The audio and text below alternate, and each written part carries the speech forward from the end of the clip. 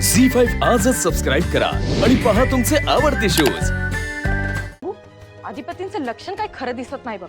जेव्हा जेव्हा अधिपती तिला भेटून येतात का नाही तेव्हा तेव्हा ती आपल्यावर चिडचिड करतात बघ। तू ऐकलंस ना व मगाशी कशा मास्तरनीची वकिली करत होते ते काय तर म्हण म्या तिला काहीतरी बोलली असेल म्हणून ती मला काहीतरी बोलली असेल। ताई अगं म्या तिला कशाला काय बोलायला जाऊ। आणि काय म्हणले अधिपती का मास्तरनीला जेलात टाकू नका म्हणजे तिला जेलात टाकलं तर तुझं लगीन होणार नाही। अगं ताई असं थोडीच होणार आहे। तुला सांगू ताई बायकोला वाचवायचंय म्हणून ते समजा असं बोलायलेत। दर गेलेला ते का नाही मास्तरनीला शेप करायला बघतात। ताई तुला सांगू जेव्हा तिला कळलं असेल का नाही का तू शाळा बंद करायलीस तेव्हा ती मुद्दामून गेली असेल बघ अधिपतीसनी भेटाय आणि काय चार आसव गाळले असतील। अधिपतीसनी लगेच दया येते ग। आपले अधिपती भोळे आहेत त्यासनी काय बी कळत नाही ग। ताई तुला सांगू ती मास्तरनीनं का नाही अधिपतीसनी तुझ्याबद्दल बी काहीतरी भडकवलं असेल बघ। म्हणजे बघ की अधिपती कशी बोलत होती तिच्या साईडनं। ताई तुला सांगते ताई अगं तिला तर आता कशाचीच भीती राहिली नाही पण तुझी तर नाहीच नाही। मला म्हणते कशी कम्या बघतेच म्हण त्या भुवनेश्वरी मॅडम शाळा कशी बंद करतात ते त्यासनी काय वाटलं त्या मालकीन आहेत म्हणून काय बी करतात। मी शाळाच नाही बंद करून देणार कारण म्या बी त्या शाळेची मालकीन आहे म्हण असं म्हणली अगं ताई ती। ताई ती मला म्हणते कशी का म्या सूर्यवंशीच्या घराची ऑफिशियल सून आहे त्यामुळं भुवनेश्वरी मॅडम पेक्षा जास्त हक्क माझा आहे म्हण या घरावर आणि या शाळेवर। भुवनेश्वरी मॅडमने किती बी ठरवलं तरी बी त्या शाळा बंद करू शकणारच नाहीत असं बी म्हटली ताई ती। असं म्हणले वय त्या अगं वय ताई असंच म्हणली। त्या काय माझ्या मनाचं सांगते का तू सांग। तिच्यात का नाही एवढा माज आलाय का नाही काय विचारूच नगस कारण तिनं माहित आहे का तिनं काय बी केलं तरी अधिपती तिच्याच बाजूने उभं राहणार। तिनं काय केलं असेल चार आसव गाळले असतील आणि मग काय अधिपती लगेच पालटले आणि तिची बाजू घ्यायला लागले। ती बोलली असेल शाळा बंद होऊ देऊ नका मला लई त्रास व्हायलाय आणि मग काय तिच्यापेक्षा जास्त त्रास अधिपतीसनी झाला असेल। बघ ताई तिची बाजू मांडायला आपल्याकडे आलेच का नाही ते। आई तुला सांगू ती मास्तरीन का नाही दिसती तशी साधी बोळी नाही लई आतल्या गाठीची आहे बघ। ती का नाही समजा प्लॅन करून असते बघ म्हणजे बघा राहते ती तिच्या घरला पण समजा लक्ष इकडं असतंय। ती जेव्हा जेव्हा भेटत असेल का नाही अधिपतीसनी तेव्हा तेव्हा काहीतरी चेटू करत्या बघ म्हणून अधिपती आपल्याशी असं वागतात। ताई तुला सांगू तिचा प्लॅन काय असेल का अधिपतीला आपल्यापासून लांब करायचं आहे।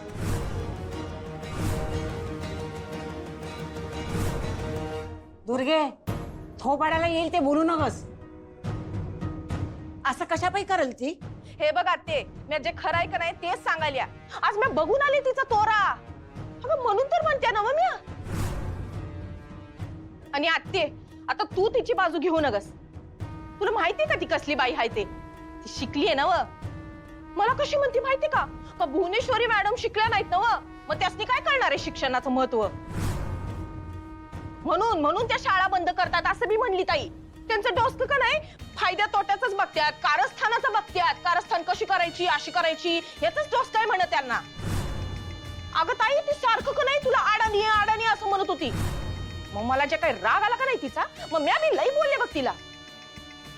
ताई अगं मला असं वाटलं का अधिपतीने हे समजा ऐकल्यावर का नाही अधिपतीला राग येईल ते आपल्या बाजूने बोलतील पण नाही ग ताई। आणि मला ताई असं बी वाटलं का ते लगेच मास्तरनीकडे जात्याल आणि त्यासनी जा विचारत्याल का आमच्या आईसाहेबांबद्दल तुम्ही असं बोललासच कशा म्हणून पण नाही ताई उलटा आपल्याशीच भांडायलेत हा आणि त्यांच्या बायकोच्या बाजूनच बोलायलेत ते। ताई तुला सांगू मला तर असंच वाटायलंय त्यासनी आपली काय बी काळजीच नाही फक्त त्यांच्या बायकोचीच काळजी आहे। तिला काय होऊ नये तिची शाळा बंद होऊ नये म्हणून किती रक्त आठवायलेत। ताई ते कसे म्हणले का तुम्ही शाळेकडे लक्ष देऊ नका शाळेचं म्या बघतो तुम्ही फक्त लग्नाकडे लक्ष द्या कारण ते जास्त महत्वाचं आहे। मास्तरीन बाई इकडे आल्या पाहिजे परत। बघ ताई त्या मास्तरीला का नाही शाळेच्या गोष्टीवरनं त्रास झाला तर ती येणार नाही इकडं म्हणजे काय का तुझं लगीन रद्द होणार आणि ते नगाय त्यासनी। पण ताई तू सांग हे काय म्हणणं झालं वय ती कोण एवढी मोठी लागून गेली आहे तिच्या म्हणण्याप्रमाणे समज करायला। ताई ऐकतेस नव तू मी काय म्हणाले ते। दुर्गे जरा थंड घे आम्हाला जे ठाव आहे ते पुन्हा पुन्हा कशापायी सांगतेस तू आम्हाला।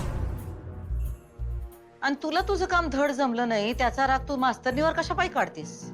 तुला आम्ही काय सांगितलं होतं? गपचूप शाळेत जायचं, शाळेची प्रॉपर्टी दाखवायची आणि परत यायचं. कशाला त्या मास्तरनीशी वादावादी करत बसलीस? अगं ताई, मी प्रॉपर्टी दाखवायलाच गेले होते, पण आम्ही गेल्या गेल्या बघितलं असं समजा घोळका आणि घोषणा देत होते का समधी जण. आणि तुला सांगू, मास्तरीने का नाही मुद्दामून मला शाळेत जाऊ दिलं नाही. ताई बघ की, अधिपतीसनी बी वाटतंय शाळा बंद होऊ नये म्हणून तर ते आपल्याशी असं बोलत होते ना. पण ताई, तू त्यांचं काय बी ऐकू नगस बर का. तू जे ठरवलेस का नाही तेच कर. ताई, तू शाळा बंद कर आणि त्या मास्तरीला असा काही धडा शिकव की नाही का आयुष्यभर तिनं लक्षात ठेवलं पाहिजे. नाही दुर्गे, सुनबाईंना धडा शिकवण्याची ही वेळ नाही. अगं ताई, मग तू काय तिला असंच सोडून देणार? त्यांनी आज जे काही केलंय तो विषय आम्ही सोडून देणार, कारण तो विषय काय आता महत्वाचा नाही. अगं ताई, तू असं कसं काय म्हणालीस? अगं तिनं तुला चॅलेंज दिलंय आणि तू जर का आता शांत बसलीस तर आपल्या डोसक्यावर नाचल ती. दुर्गे, गप की जरा. भूमी म्हणते ना व विषय सोडून दे म्हणून. मग तू कशा पाहिजे विषय वाढवतीयास? सोडतो विषय. आता समद्यात महत्वाचं म्हणजे भूमीचं लग्न. अगं पण मोठे मालक होय म्हणलं तरच होईल ना मग लग्न. मोठे मालक कधी बी त्यांचा विचार बदलू शकतात. त्यामुळे आता आपण असं काही कराय ना ग ज्याच्यामुळं ते त्यांचा विचार बदलतील.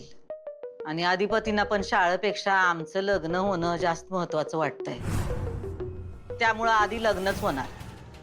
अगं पण ताई, शाळा राहील दुर्गे, पण ही येळ काय राहणार नाही. आता काय बी करून आधी सोनबाईंना घरला आणलं पाहिजे. अगं ताई, मी आणायला गेलते की तिला, ती कुठं आली? आणि तिच्या बापानं मला केवढं ऐकवलं. मला तर त्या म्हातारड्याचं थोबाड बी बघासं वाटत नाही बघ. पण मग आता तू कुणाला पाठवणार आहेस तिला आणायला? कुणाला पाठवायचं ते बघू आमचं आम्ही. त्याचा तू नका विचार करूस, पण तुला नक्की नाही पाठवणार. कारण तुला जे काम करायला सांगितलेलं असतं ते सोडून सगळ्या बाकीच्या गोष्टी करत असतेस तू. तुला 1000 वेळा सांगितलंय मी दुर्गे, आपला स्वार्थ साधण्यासाठी जिभेवर साखर आणि डोसक्यावर बर्फ ठेवायचा म्हणून. पण ते काय तुला जमत नाही. तुला जरा कोणी काय बोललं की तुझ्या तोंडाचा पट्टा असा सुटतो का काय विचारायला नग. आज पण तू शांतपणे बोलून काहीतरी मार्ग काढू शकली असतीस. त्या बिल्डरला प्रॉपर्टी दाखवू शकली असतीस. पण नाही, तू काय केलंस? मास्तरनीशी वादावादी करत बसलीस. आता त्यांच्याशी भांडण करून काय बी उपयोग नाही, कारण आता आपल्याला त्यांची गरज आहे. त्यांच्या हातापाया पडून त्यांना आपल्याला घरला परत आणायचं आहे. त्यांच्याबद्दल आपल्या मनात किती बी राग असला तरी तो दाखवायचा ही वेळ नाही. एकदा त्यांना घरला येऊ दे, आमचं लग्न होऊ दे, मग बघ आम्ही काय करतो ते.